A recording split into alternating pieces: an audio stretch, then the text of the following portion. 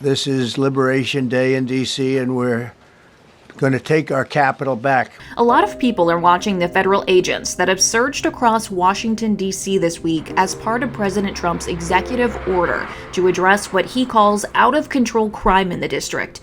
But law enforcement in this city runs on cameras, thousands of cameras, all connected to a private room that holds a master feed of advanced policing tech, where the cameras, license plate readers, gunshot detection systems, and social media monitoring systems are all united onto one dashboard. It's called Fusus One. A green is a active camera. A red would be a down camera. You can see that we can jump to different locations almost immediately, real time. This is the Metropolitan Police Real-Time Crime Center, or RTCC. It's new. The mayor just cut the ribbon, and it cost more than $20 million in 2024. At the time, there were at least 28,000 public and private cameras connected to it as analysts used that data to solve crimes. But under the district's control, there were rules, like that the license plate readers that feed into this center cannot be used to monitor lawful protest. As a sanctuary city, D.C. also has laws and policies restricting the use of sharing information about individuals' immigration status with ICE. However, President Trump's executive order may change that. So is there going to be an immigration component to this, and what does that look like? Look, if law enforcement officers encounter a criminal in this city, and they are an illegal alien, of course the appropriate measures to detain and deport that individual will be taken, as they should.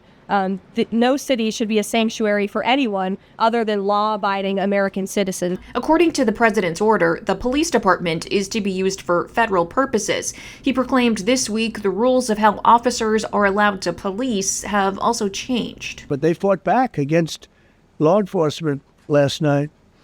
And they're not going to be fighting back long, because I've instructed them and told them whatever happens, they love to spit in the face of the police. As the police are standing up there in uniform, they're standing and they're screaming at them an inch away from their face.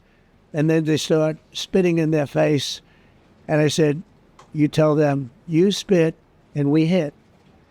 And they can hit real hard. Now they are allowed to do whatever the hell they want. Friday, the District of Columbia's Attorney General filed a lawsuit to block the federal action, calling it brazenly unlawful. At Government Technology, we asked MPD if federal officers have access to the Real-Time Crime Center. Here's how a spokesperson responded. MPD works collaboratively with our partners on a daily basis already, including information and intelligence sharing, and we will continue to do so as part of the task force. Privacy experts like Jay Stanley from the ACLU believe what's happening in D.C.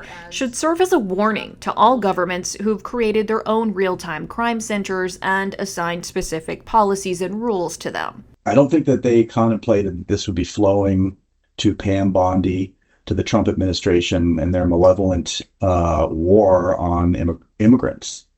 And yet, that is what happened. I think it's a lesson for local communities around the country, which is that if you think you could collect a bunch of data on the people in your community and where they're doing, what they're doing, where they're going, and not have it being used for other abusive purposes by a malevolent federal agencies or other state governments, then you need to think twice.